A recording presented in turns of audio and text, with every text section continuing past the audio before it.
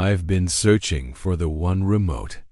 You know, the one remote to rule them all, and I might have finally found it. This is the SofaBaton X2, but perfect is a very high bar, and I know a lot of you had concerns, because you told me in the comments on my short about this remote. So today, we're going to go through all of that and see if this thing really deserves the hype. What's wild is that this remote has basically made my entire smart home dashboard unnecessary.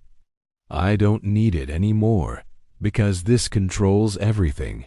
And honestly, that's kind of crazy. The X2 is the successor to the X1S, which I've been using for about a year. The X1S was good, but it was missing a few key things. No touchscreen, no IR blaster on the remote itself, no wireless charging dock, and limited smart home integration. I mentioned all of that in my original review, and the great news is, the X2 fixes all of it. Let's start with what I missed the most, the charging dock. With the X1S, the remote would just end up somewhere.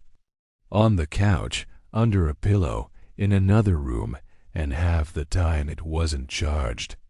The wireless charging dock completely fixes that. The remote always has a home, and it's always charged when you pick it up. My only complaint? The charging icon is tiny. I'd love to see a big charging animation or message so you know for sure it is seated properly. That feels like something they could easily fix with a software update. Next big upgrade, the touchscreen. The old scroll wheel is gone, and now you've got a touchscreen with swipe navigation and on-screen buttons, including number buttons, which is super useful. Some people said they wish the numbers were physical buttons instead of digital ones. Fair, but you can actually remap physical buttons as macros. So if you frequently switch between a few channels, you can program those buttons to jump directly to them.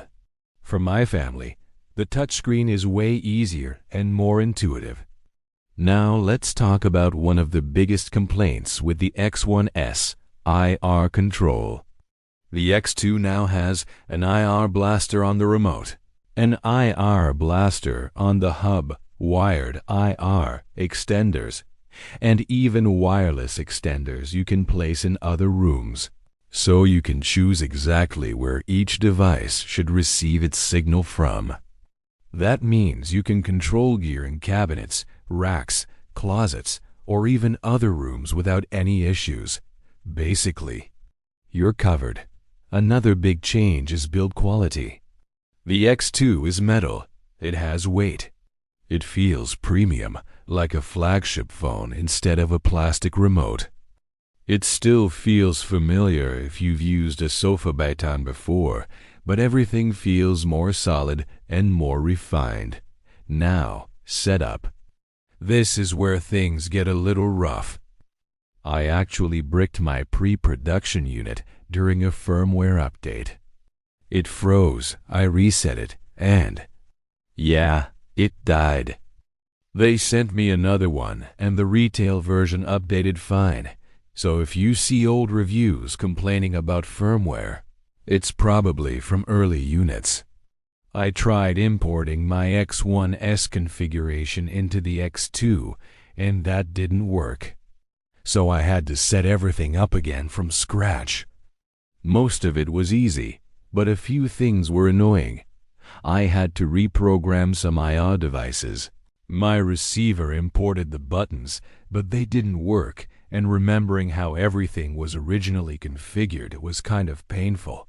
That said, once it's set up, it's fantastic.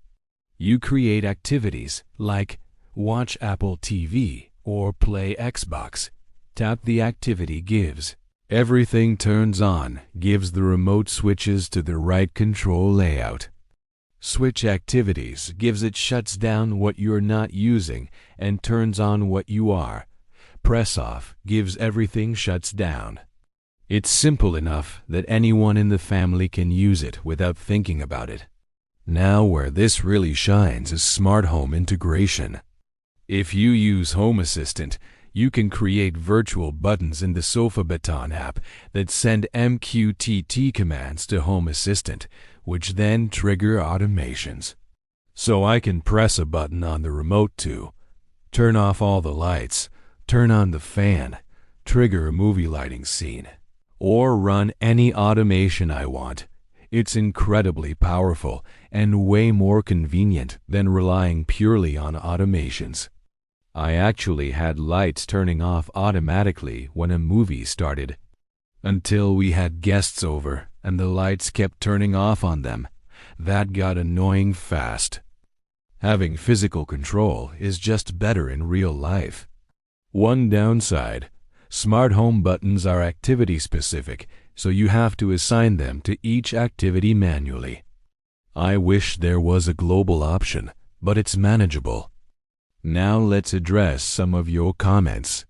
Yes, but your phone and Home Assistant can already do all this. True, but a physical remote is easier for families, guests, and everyday use. Pick it up, press a button, things happen. No apps, no menus, no confusion. Remote 3 unfolded circle is better. Maybe. I saw some mixed feedback online and even reached out to the company. They never replied. So I can't really compare. And yes, the price.